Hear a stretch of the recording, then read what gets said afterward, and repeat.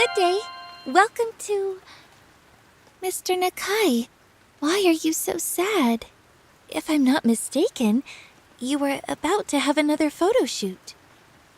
Has it not worked out? Absolutely right.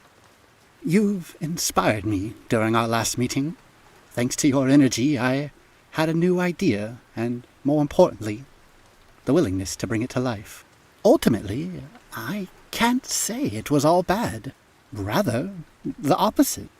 I've met the sisters you told me about, and their parents. I was extremely lucky, because they turned out to be fans of mine, and so they weren't opposed to a small photo shoot. Of course, they came to the shoot together with their daughters and stayed the whole time. If it was any different, I'd be angry with them myself. Sounds nice so far. What went wrong then?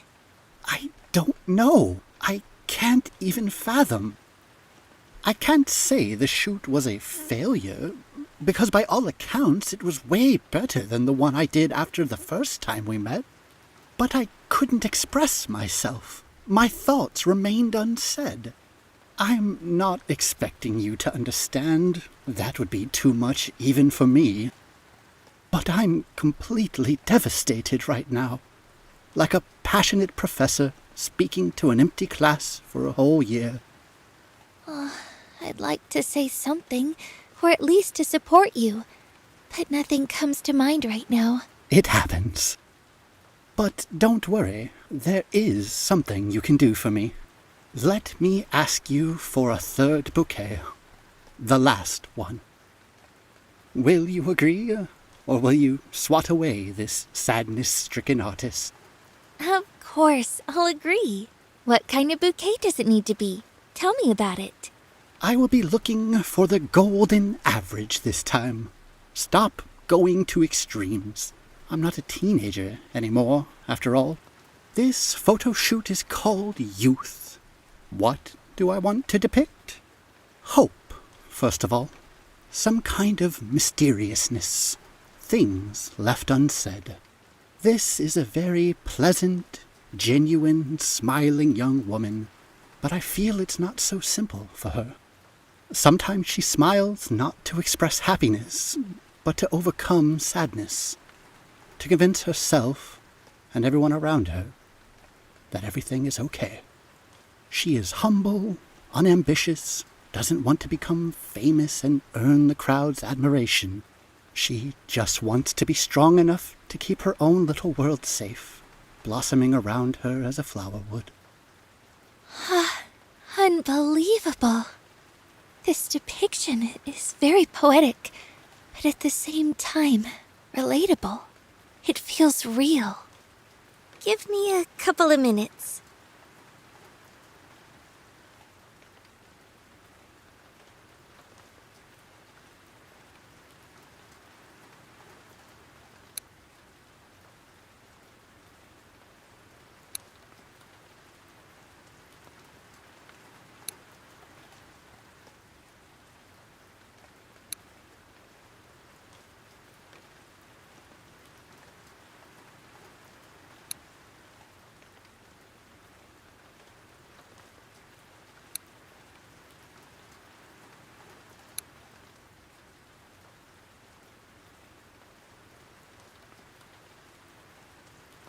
No, it's not right.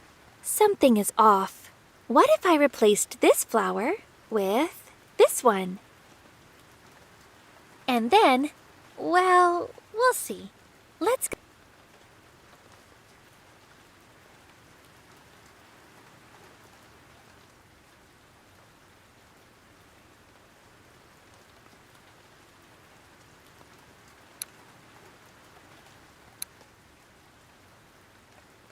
No, it's not right.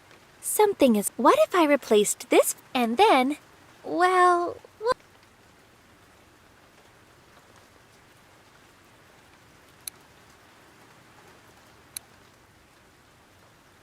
No, it's not right. What if I replaced...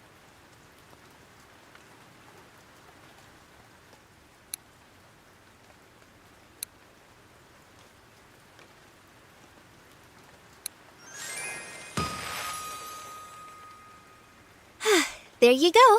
I think this is exactly what you need. Yes, I feel it as well.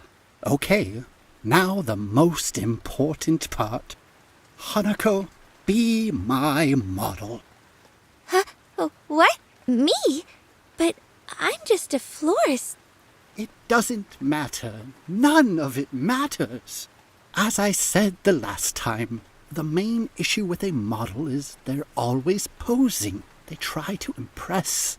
But it's not right. It's full of hypocrisy, this arrogance. But I'm not sure I can. You'll do great. I have no doubt about it. I'm just asking if you want to do it, and I hope to hear you say yes. So, will you be a model for my last photo shoot?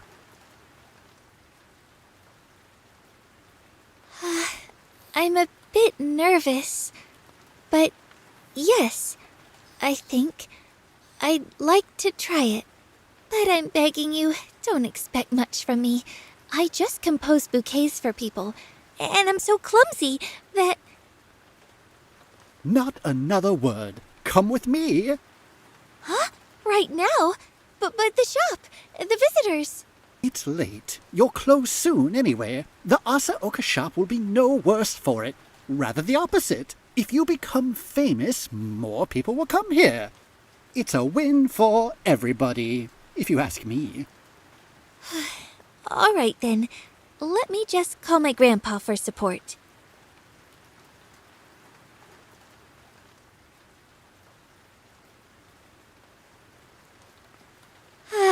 It's good to be home. Thank you for walking with me, Grandpa. Of course. It was a pleasure, Hanako. Do you think I posed well? When you were little, I've seen you in nice dresses and with your nose covered in chocolate. I love you without any posing. I don't care if Nakai is pleased or not. And don't worry. You've done more than he could have expected. Now, get to bed. It's late and you've been walking around all day. Thanks, Grandpa. Good night. You too, sweetie.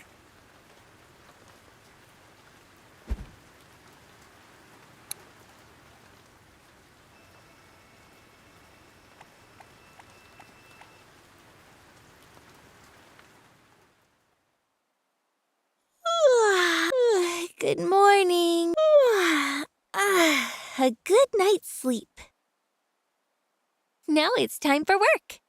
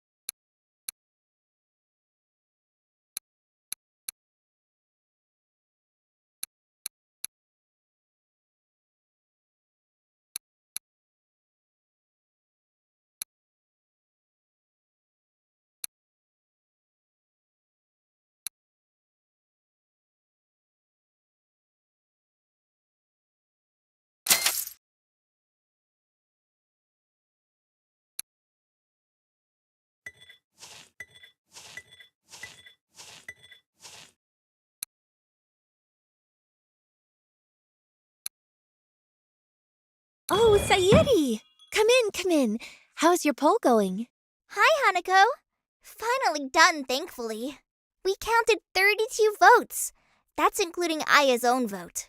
Which gum did you vote for? My favorite is the Glammy Whammy gum, but Aya didn't count my vote. She said I was too immature to vote, but I'm 2 minutes older than her. Seems like she's got her own way of judging maturity. She does. But while Aya's occupied with this bubblegum business, I decided to visit you. Should I bring you some flowers? Yes, that would be really helpful. Thank you, Sayuri. It's nothing. Maybe Aya will take a break from the bubblegum and come with me. We'll have more fun together. That's true. I'm always cheered up when you two visit me. Likewise. All right, I won't keep distracting you from work. Bye, Hanako! Bye.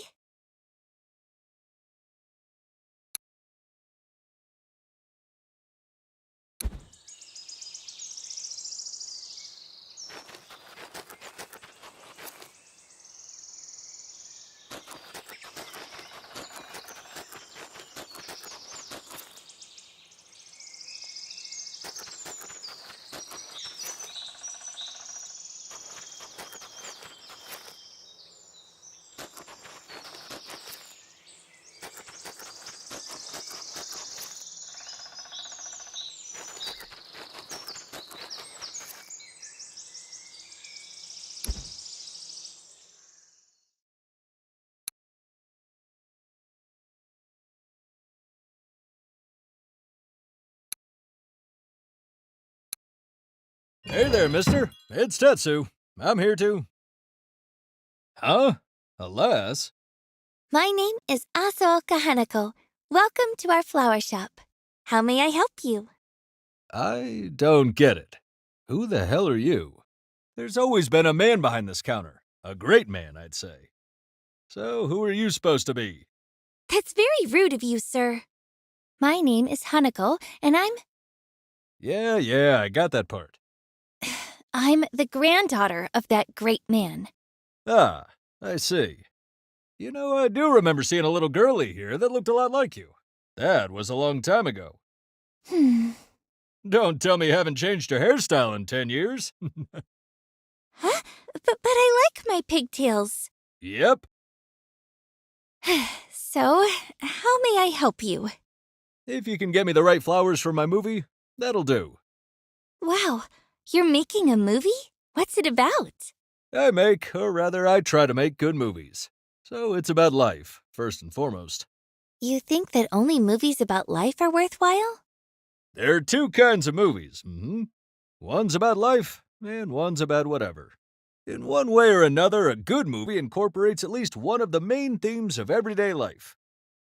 Friendship, love, betrayal, relationships between parents and children, the troubles of growing up. Those aren't all of them, of course. Just some off the top of my head.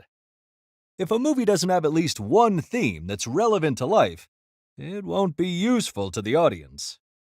Instead, for instance, it could be entertaining, as is the case with horror movies, although entertaining isn't the best word. Say, do you watch horror? Only with my friends or my grandpa, never on my own. I'm a bit of a scaredy cat. A scaredy cat, why not? Hardly unfitting for a girl. Horror movies aren't bad.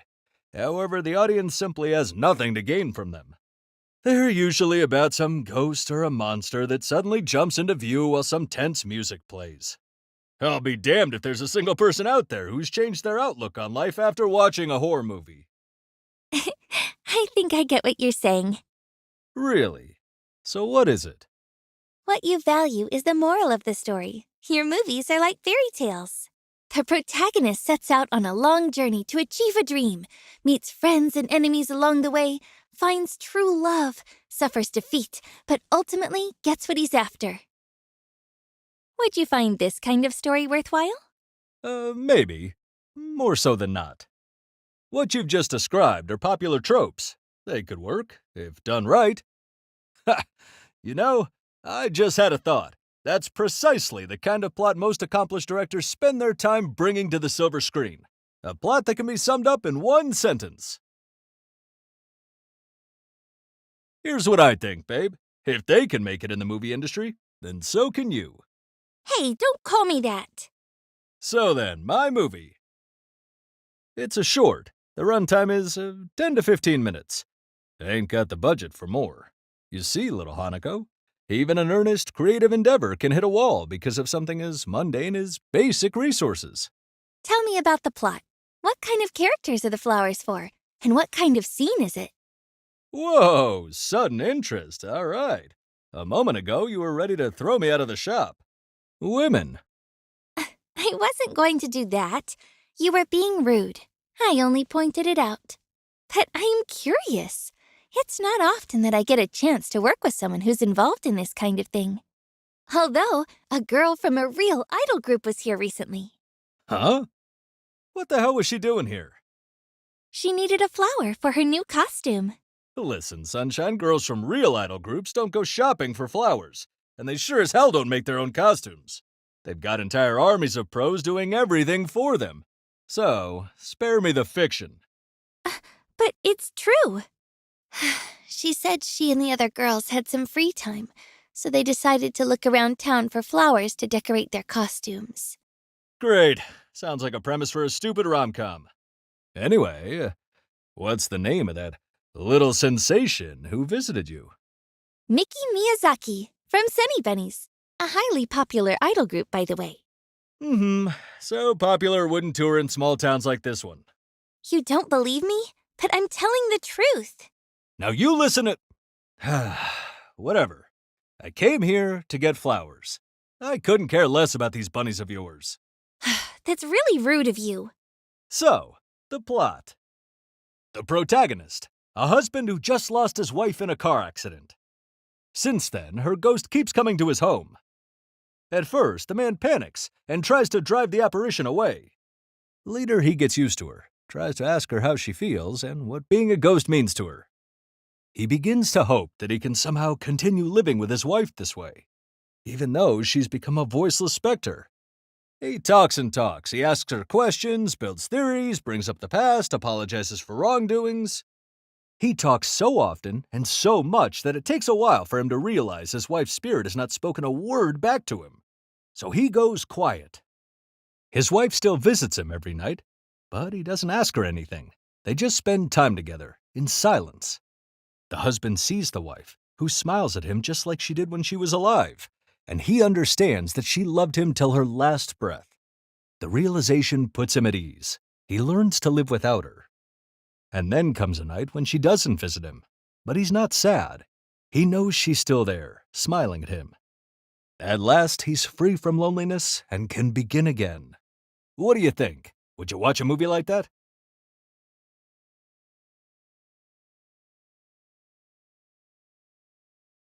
Ooh, sounds interesting. Such a movie could give the audience some food for thought. That's what you're trying to do with your art, right? You're a good student, Hanako. You get an A for remembering this lesson. It's simple. Don't speak, just listen and hear. Words are actually very valuable. It's just that people think, hey, we can't run out of them, so let's keep using more and more of them. My movie is supposed to show that words are a vessel for our thoughts, and often not the best one. If you really grasp the world around you, you can learn to feel it, to achieve a certain harmony, and that's much more valuable. Oh, I see. But why did you decide to have a ghost in the story? I thought you didn't like that stuff. I was talking about horror movies, and it's not that I dislike them, but they're often just, shallow, superficial. A ghost character adds some mystique. It also hooks the audience and holds their attention before they get interested in the story. You've told me a lot, but you never mentioned flowers. What's their role in the movie? They're like another character, visible in the background for the entire duration. And when the wife disappears, they wither, and the husband throws them away. This should symbolize that one stage of life has ended, another has begun, and he accepts it, and that one should let go of the dead. The idea is that I won't intentionally focus on the flowers, but an astute observer will be able to catch their meaning. A small but rewarding discovery. You've thought it through to the last detail. That's incredible. I wish I had such imagination and attention to detail. I'm ready to work on your order. Please wait. I'll think about what you told me, and then I'll make the bouquet.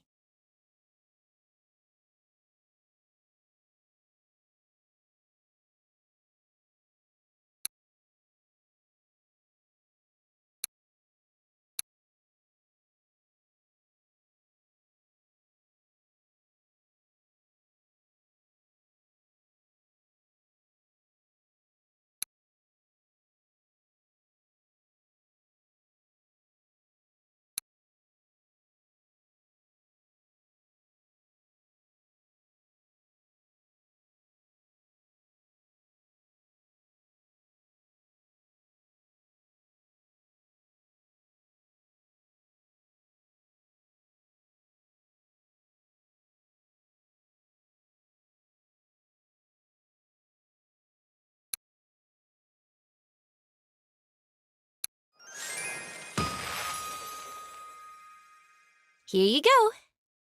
How is it? Interesting. Should look good on set. Thanks, kid. You have a solid head on your shoulders. That's good. I have to get going now. Filmmaking won't take care of itself, you know. Goodbye, and good luck with your movie. Yeah, goodbye to you too. Take care of the shop. Grandpa won't be happy if you bankrupt him. I can handle it.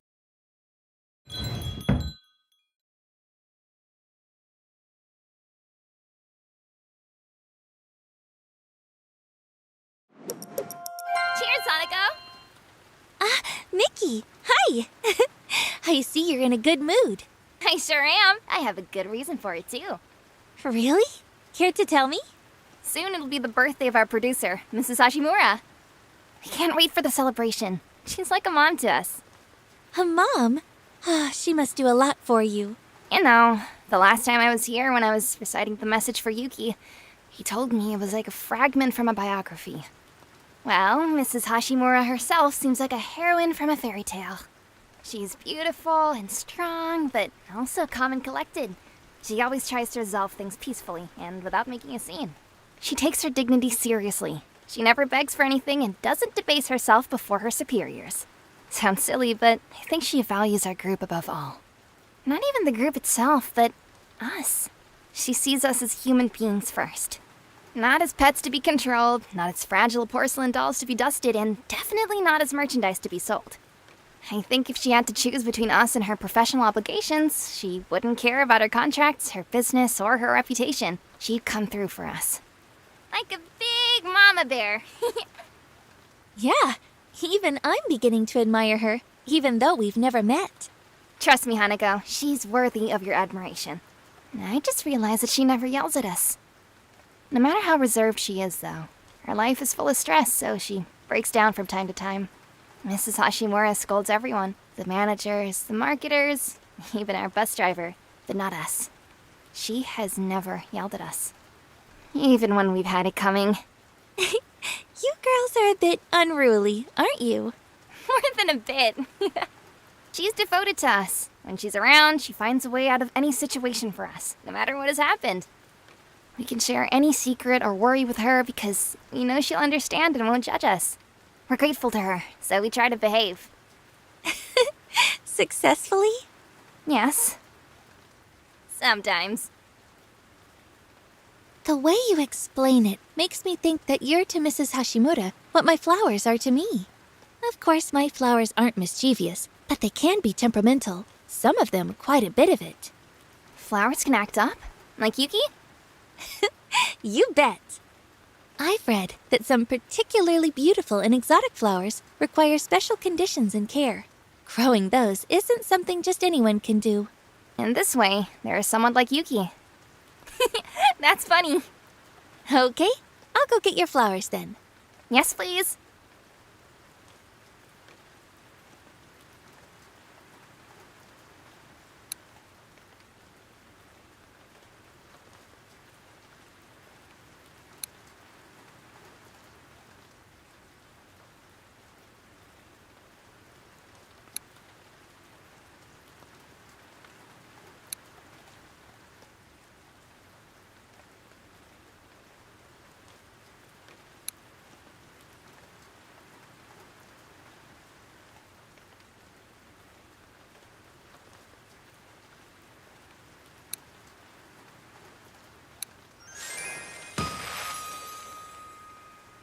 Here you go.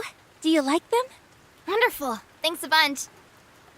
Hanako, what kind of gift would you get for someone like Mrs. Hashimura? The girls and I, we just can't think of anything fitting. And not for the lack of trying. Anything you could suggest? But I didn't even know she existed until just a minute ago. I'm sorry, Mickey, but I can't choose a present for a complete stranger. I see. That's a shame. You have a bright mind. If anyone could figure out the perfect gift, it's you. For crying out loud, we can't just give her food. Fine, let's tackle this together instead. Let's. So, she's not a housewife, which means no dishes, vacuum cleaners, or washing machines. Maybe some music, but we don't know what she likes. That's something she could get on her own anyway. This is hard. Just anything won't do. She does so much for us. A bouquet won't cut it. Even from such a talented florist. Hanako, help.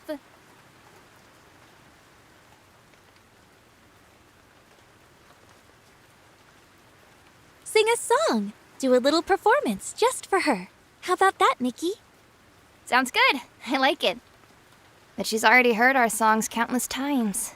You see, Mrs. Hashimura spends almost all her time working. She's very focused on anything related to our group. If we perform for her, she'll involuntarily start thinking about the precision of our moves, how in sync we are, and how well we sing. She won't be able to relax like that, but we really want her to.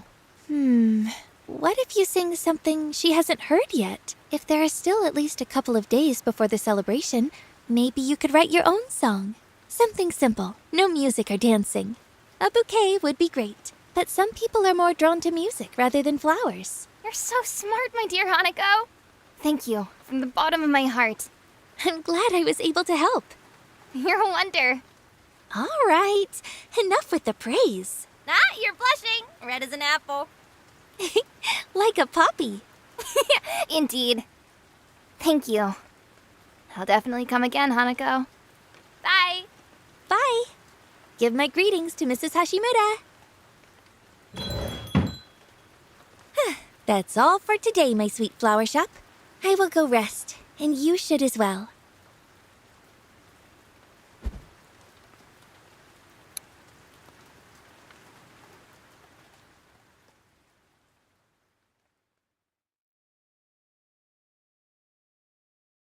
And he's nice, just a little rude. I'm surprised Tetsu even came. He was so eager to leave for the big city. Too small for him here, he said. Can't fully realize his potential. The day before leaving, he was running around ribbing all the neighbors.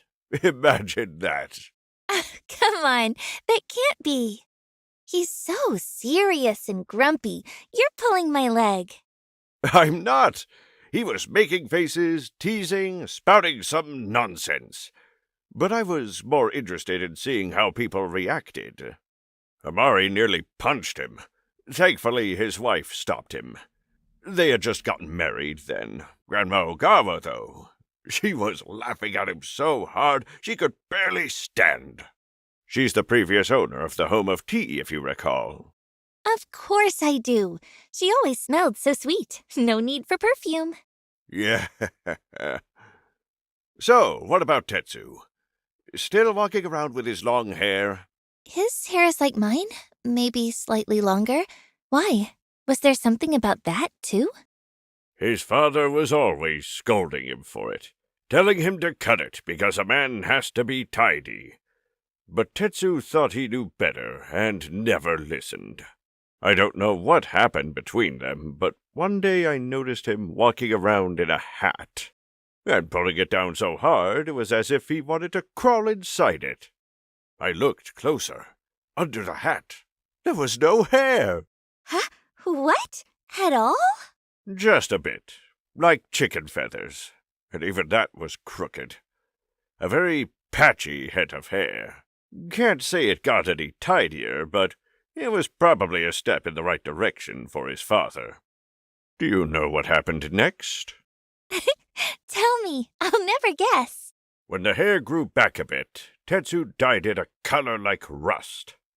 Then he got a scolding from school and from his father. His parents had a lot of trouble with him. He got along with his mother, more or less, but sometimes he and his father wouldn't talk for months. Can you imagine living together and not even saying good morning? So thank you, dear, for being here and letting me greet you to my heart's content. Thank you too, Grandpa. Grandpa, What? are you dozing off? I am, yeah. Grandpa, you've told me I was very obedient as a child. Why aren't my parents here to wish me good morning then? Did I do something wrong? Is this a punishment?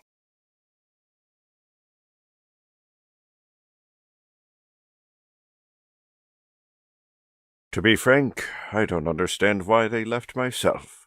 Your father is akin to Tetsu. He was afraid you'd be bored here. For some reason, he was convinced you'd want to move sooner or later. So why not prepare everything for your arrival?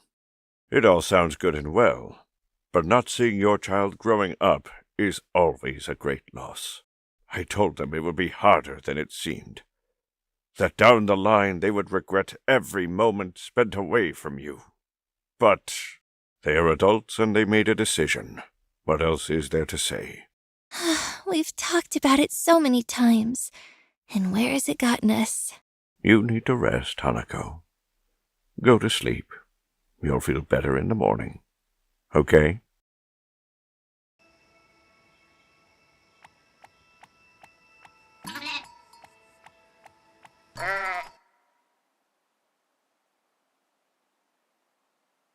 You'll feel better in the morning.